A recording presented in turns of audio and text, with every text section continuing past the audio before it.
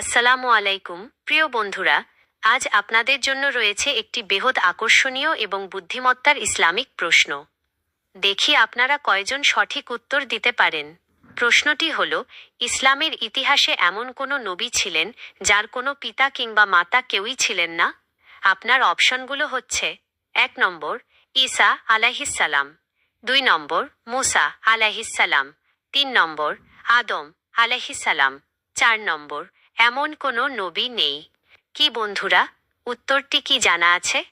সঠিক উত্তরটি স্ক্রিনে দেখানোর আগে আপনি যদি একজন প্রকৃত আল্লাহভীরু মানুষ হয়ে থাকেন, তবে ভিডিওটিতে একটি লাইক দিয়ে চ্যানেলটি সাবস্ক্রাইব করুন আর পেজটি ফলো করে রাখুন।